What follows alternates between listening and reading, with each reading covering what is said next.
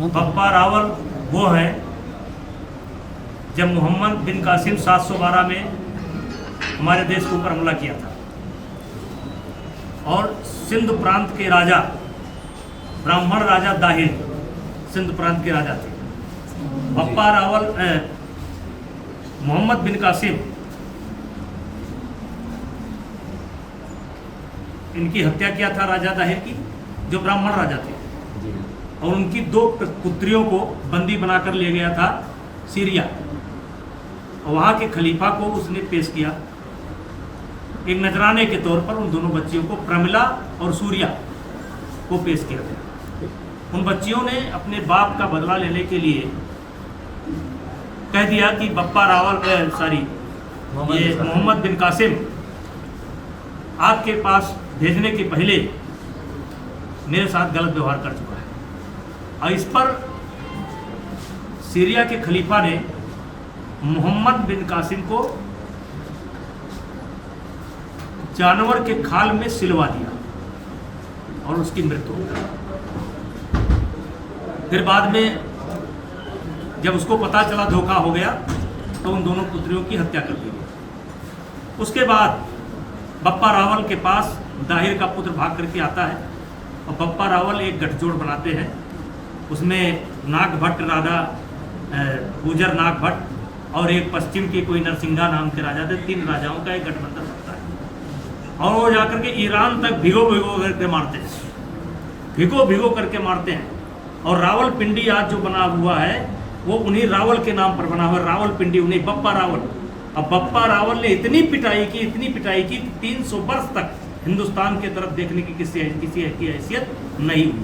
लेकिन आज बप्पा रावल को इतिहास से गायब। राणा सांगा के बारे में क्या कहा जा रहा है।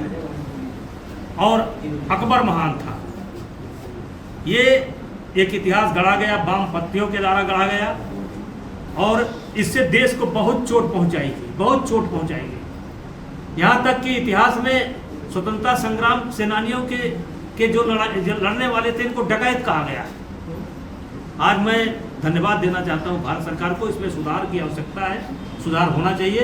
हमें कम से कम मालूम होना चाहिए कि हम कौन थे, कब हमारे ऊपर हमला हुआ, कब किसने हराया, कब भगाया। और कहते हैं कि किसी को अगर समाप्त करना है तो उसी के इतिहास को समाप्त कर दीजिए। इन वामपंथियों ने और अंग्रेजों ने हमारे इतिहास को समाप्त करने का काम किया है। बिहार से आप घूम करके आए हैं, वहाँ पर एक पते पर 100 मतदाता बने हुए हैं। तमाम ऐसे मतदाता हैं जो वहाँ के रहने वाले नहीं हैं, दूसरे देश के रहने वाले हैं। क्या कहेंगे आप? वहाँ विपक्ष हल्ला मचा रहा है। ये संकट लगभग पूरे देश में, और जैसे इस पर जब चुनाव आयोग ने इसकी समीक्षा की शुरुआत की तो इसकी बड़ी आलोचना भी हुई। और उसमें ये देखा गया कि निकल करके आया कि 10-20 हज़ार नहीं, लाखों में शायद 35 लाख की संख्या आई है कि ऐसे मतदाता जिनका आता पता नहीं है। उसमें बांग्लादेश से भी जुड़े हुए मतदाता हैं, पाकिस्तान से भी जुड़े हुए मतदाता हैं, अन्य प्रांतों के मतदाता हैं। तो ये काम पूरे देश में होना चाहिए और ऐसी व्यवस्था होनी चाहिए कि कोई व्यक्ति देश में एक जगह से ही मतदाता बन सके, या कोई परिवर्तन करना चाहता है तो परिवर्तन कर ले। ऐसा कोई कोड होना चाहिए कि एक नाम और एक पते पर 2 अलग-अलग मतदाता ना बन पाए। ये काम पूरे देश में ज़रूरत है।